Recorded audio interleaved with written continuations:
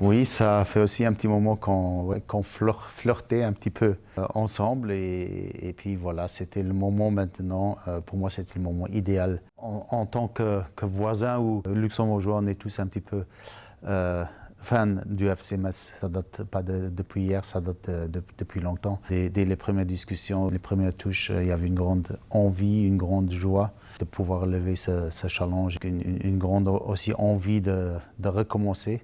Beaucoup de succès avec ce club qu'on est tous du même avis, qui mérite sa place en Ligue 1. Bon, moi, en tant que jeune gamin, je suis parti à Mont-sur-les-Mines à l'époque, au centre de formation. Et je passais souvent ici, je passais Metz pour aller à Monceau justement pour m'entraîner.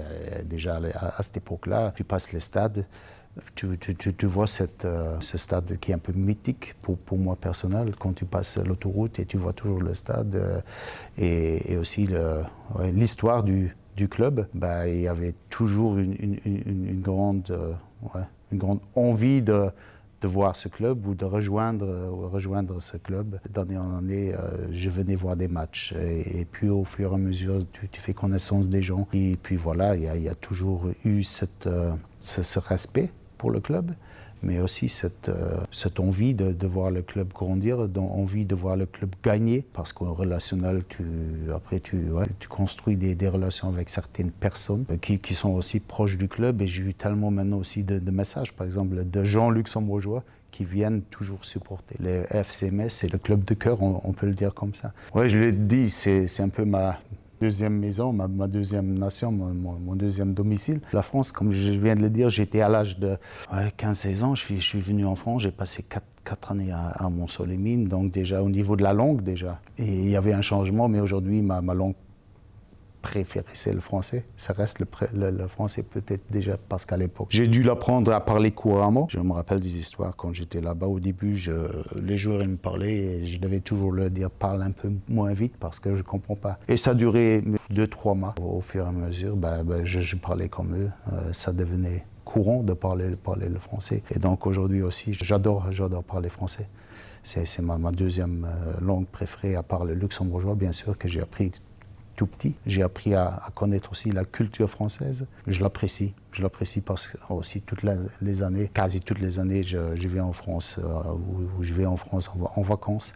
D'année en année, ça a mûri au sein de moi, mais très proche de la culture. J'aime la culture et je ne me sens pas du tout à l'étranger quand je viens à Metz ou en France. Pour moi personnellement, qui est un entraîneur qui aime bien travailler avec les jeunes, qui a aussi une philosophie de jeu qui est basée sur la possession du ballon. Même si je suis conscient que dans certaines circonstances, il faudra aussi bien défendre. Je rappelle le match par exemple contre la France où je crois qu'en tant que Luxembourgeois, tu es obligé de bien défendre. Si jamais tu veux faire un résultat, tu es obligé de bien défendre. Donc mettre l'accent sur le côté défensif. Moi aussi, servi dans mon développement en tant qu'entraîneur et qui va surtout me servir aussi dans les futures années à faire développer mes équipes. Je suis certain aussi que sur les mois qui vont venir, où on sera amené à beaucoup créer, parce qu'on sera quand même un des favoris du championnat, on devra créer surtout, mais il y aura aussi des moments dans des matchs où on devra bien défendre. Et donc trouver ce bon équilibre entre attaquer et défendre va être un atout du FC Metz, mais surtout aussi, prendre du plaisir. Oui, bien sûr, le football moderne d'aujourd'hui, c'est qu'il y a souvent les équipes qui ont la possession du ballon, sont souvent malmenées par les adversaires, parce que si tu as une bonne assise défensive, avec une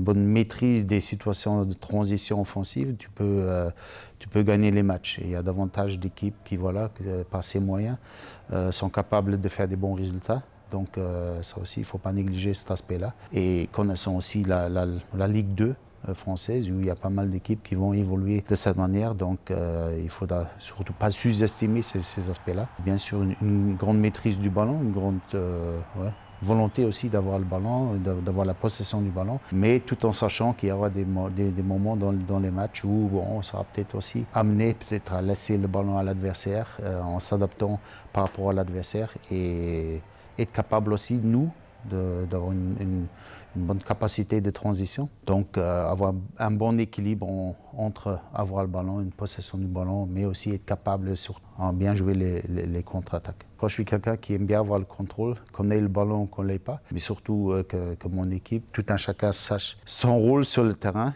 et qu'ils se sentent à l'aise sur le terrain. Ça, c'est important. Bien sûr, quand on a le ballon, parce que je suis d'avis que quand nous, on a le ballon, l'adversaire ne pourra pas marquer. Donc, avoir une bonne maîtrise, beaucoup de précision, mais aussi être capable, quand l'adversaire aura le ballon, d'avoir une maîtrise sur l'aspect défensif, de laisser peu d'espace à l'adversaire, de lui laisser peu de possibilités de conclure aussi. On peut aussi avoir la maîtrise quand l'adversaire aura le ballon. Sur toutes les situations de jeu, être capable de réagir ou d'avoir du contrôle. Là, je pense que je suis quelqu'un qui est relativement proche des joueurs. Du moins, c'est un peu ce que je recherche parce que je pense aussi que nous, en tant qu'entraîneurs, en tant que staff, on ne peut rien faire tout seul. On est tous assis dans le même bateau. J'essaye d'être le plus proche possible des joueurs. Il y a deux aspects, à mon avis, qui sont très, très importants et que je recherche que ce soit avec les joueurs, que ce soit avec les membres du staff, que ce soit avec le personnel au sein du club, c'est le respect mutuel. Après aussi l'honnêteté, c'est quelque chose de très important parce que je pense que si on veut bien fonctionner ensemble, il faut qu'on se respecte déjà. Trop honnête, parfois il y a des situations où tu devras expliquer à un joueur écoute, t'es pas dans le groupe pour telle et telle raison. Bien sûr que le joueur ne sera pas content ou satisfait, mais au moins il aura l'information et surtout le respect qu'on lui donne. Et ça, c'est quelque chose, à mon avis, qui est très, très, très important. Aussi bien dans la vie, c'est le respect mutuel. Et donc ça, c'est un aspect qui, pour moi, qui est basé tout au haut de ma ligne de conduite. Donc, être ouvert aussi aux joueurs. Parce qu'on est tous des êtres humains. Moi, je vais faire des erreurs, les entraîneurs vont faire des erreurs, les joueurs vont faire des erreurs. Et après, si on est tous respectueux et honnêtes l'un envers l'autre, et si surtout on aide l'un l'autre, je pense qu'on pourra faire de belles choses. Je suis même certain qu'on va apprendre l'un de l'autre. Et si on arrive justement à aider l'un l'autre, on sera meilleur dans l'avenir. Donc je ne suis pas venu ici pour apprendre quelqu'un à jouer au football parce que je pense que la plupart des joueurs, déjà, ils sont conscients de leur qualité. Et B, ils ont un grand potentiel, du talent. Et après, on est venu là justement pour aider l'un l'autre dans certaines situations, peut-être à être encore un peu meilleur. Et surtout à bien fonctionner ensemble. C'est avoir le goût du travail. Le goût du travail, c'est quelque chose de très important. Après, dans un groupe, bien sûr, il faut que la discipline aussi, il y ait une certaine discipline, une certaine rigueur qui doit exister. Si dans l'équipe, on veut marcher ensemble, mais ça colle tout avec le respect, hein. Que ce soit la discipline, que ce soit la ponctualité, que ce soit la discipline tactique de jeu aussi. Tout colle ensemble et bien sûr il y a certaines situations aussi, peut-être que l'un ou l'autre joueur aura tendance à vouloir faire quelque chose qui peut-être n'est pas dans les plans actuels que j'ai, mais après surtout dans la communication aussi. Là aussi être ouvert, aussi avoir de la compréhension pour le joueur et puis surtout après sur les analyses, sur la communication, trouver un terrain d'entente où que tout un chacun pourra bien fonctionner. Mais surtout toujours dans l'esprit de l'équipe, l'esprit du groupe. Je sais que surtout aussi au sein des valeurs, hein, ça date pas d'hier, ça date depuis longtemps, avoir ce goût de l'effort, mouiller le maillot. Pour moi, ça c'est une des basics que tout un chacun doit avoir le goût du travail. Nous, en tant qu'entraîneurs aussi, on va être là, on va tout donner justement pour avoir le meilleur résultat possible. Donner aussi du plaisir aux spectateurs. Ça aussi, pour moi, le football, c'est quelque part, c'est de l'entertainment, parce que aussi les gens, ils viennent voir le match parce qu'ils veulent prendre du plaisir. Donc, essayer de cumuler cet aspect-là, prendre du plaisir, mais surtout aussi, le plaisir, c'est toujours gagner les matchs. Et ça, j'en suis conscient. Les supporters ils viennent pour voir gagner le FC Metz. Et donc, on va essayer de cumuler ces deux aspects-là. Produire du beau jeu, mais avec toujours cette envie et cette volonté de prendre les 3 points. Pour moi, les supporters, c'est toujours le 12e homme sur le terrain. Et si on a une bonne amalgame entre les joueurs et les supporters, si on peut bien marcher ensemble, je pense que ça fera une des grandes forces du club, une des grandes forces aussi de l'équipe, parce que il y aura des circonstances dans un match où on sera peut-être en tant qu'équipe, en tant que joueur, on sera un peu moins bien. Ça peut libérer des forces et aussi de la confiance, parce que la confiance pour un joueur, c'est quelque chose qui est très important. Donc si on sent ce support des supporters, mais que nous, en tant que joueurs, en tant qu'équipe, on doit la guérir, hein, on doit tout d'abord, ça doit devenir de l'équipe. Si les joueurs montrent aux supporters qu'il y a vraiment cette envie de faire quelque chose de bien, cette envie de mouiller le maillot, cette envie de gagner les matchs, si les supporters ils sentent cette valeur, je pense qu'ils vont nous le redonner. Donc c'est à nous de faire en sorte que les supporters nous supportent sur tous les matchs, sur toute l'année. Je pense qu'après, on va tous prendre du plaisir. Qu'on marche ensemble, qu'on est tous assis dans le même bateau, qu'on est tous là pour servir le FC Metz. Moi, je n'ai qu'un truc en tête, c'est surtout d'unir tout le monde au sein du club pour qu'on marche ensemble. Et si on est tous unis, je dis souvent à mes enfants, je dis marcher ensemble, ça va beaucoup mieux que si vous marchez l'un contre l'autre. Donc si je peux dire qu'une chose, c'est qu'on va tous faire des erreurs, moi aussi.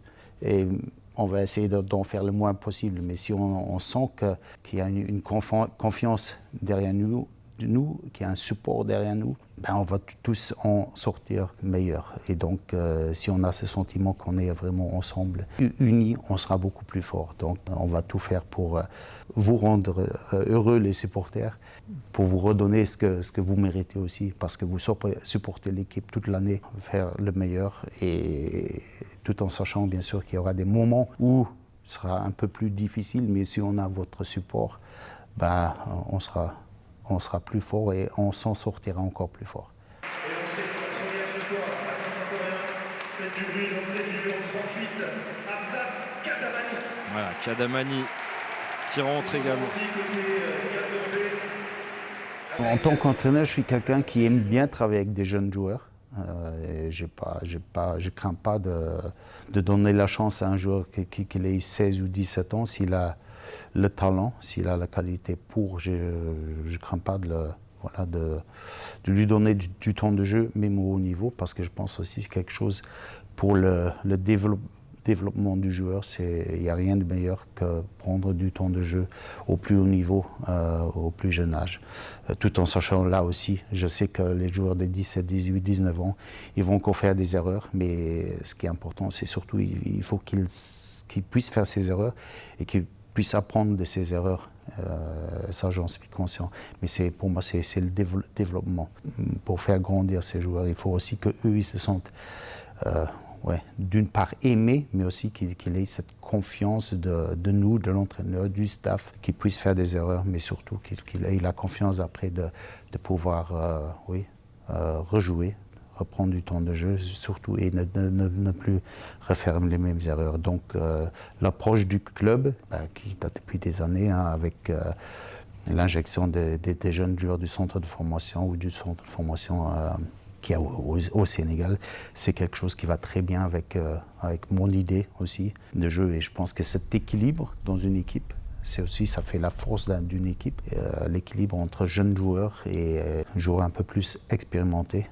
Je pense que c'est quelque chose qui va faire la force aussi de notre équipe. Ce que je retiens, c'est en tant que sélectionneur, déjà quand j'ai débuté, il faut le dire, les débuts, c'était un peu stressant.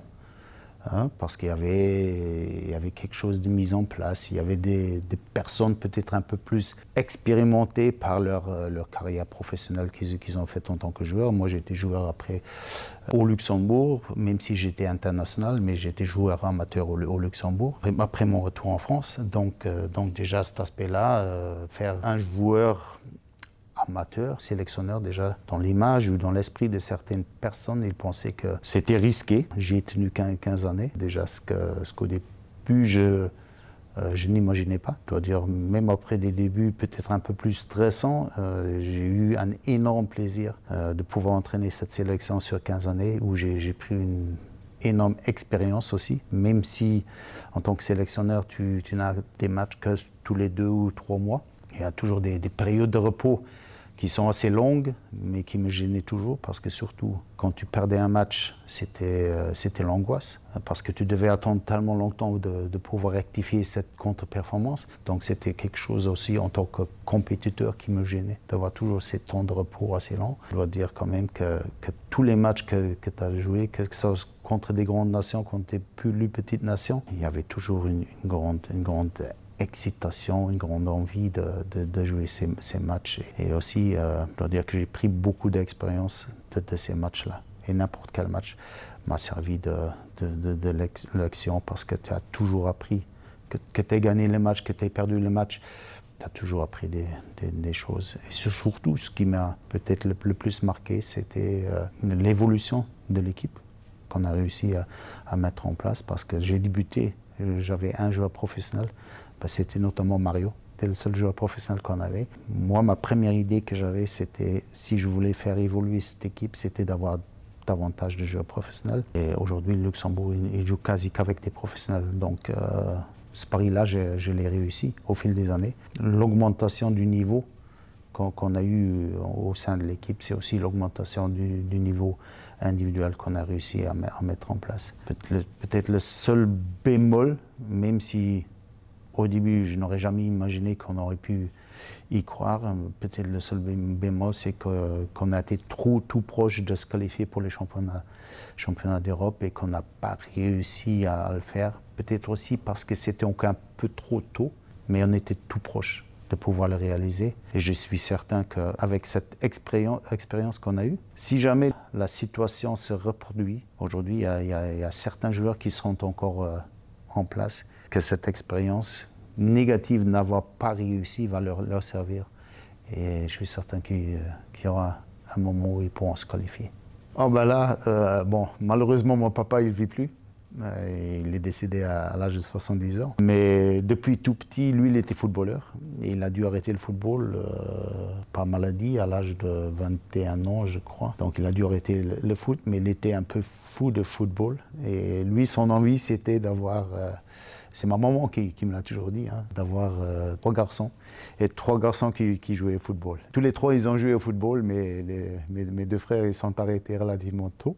Et donc moi, j'y suis resté depuis tout petit. Quand lui allait au travail, quand il rentrait du boulot, à l'âge de 3-4 ans, nous on était là avec le ballon et on voulait jouer avec lui au football. Donc c'est comme ça que tout a commencé. Et après, moi j'y suis resté. Je me rappelle, quand j'avais l'âge de 12, 13, 14 ans, ma mère, elle voulait toujours que je fasse les études. J'ai fait les études, mais relativement court. Et après, j'ai pris le ballon et je sortais. Je jouais constamment au football. Donc voilà, c'était pour moi, c'était une grande passion. Moi, dans ma vie, ça a toujours été une priorité. Devenir entraîneur, c'était qu'une suite dans ma carrière. À partir d'un certain moment, quand je regardais un match de football, souvent je ne le regardais plus en tant que supporter, mais je le regardais en tant qu'entraîneur. Et j'y suis resté jusqu'à aujourd'hui, je ne sais pas quand cette passion ou cette envie du football va s'arrêter, mais en tout cas, je me suis toujours dit, si le jour arrive où cette envie, cette passion n'y est plus, j'arrêterai. Ouais. Oui, certainement. Certainement, parce que lui et ma maman, bien sûr, qui l'a supporté et qui nous a supporté aussi. Il faut aussi que je les remercie, parce que de nos jours, c'est plus normal que les parents supportent leurs enfants dans un domaine que le garçon ou que la fille souhaite faire. Moi, mes parents, ils m'ont toujours supporté dans ce domaine football, dans ce domaine sport.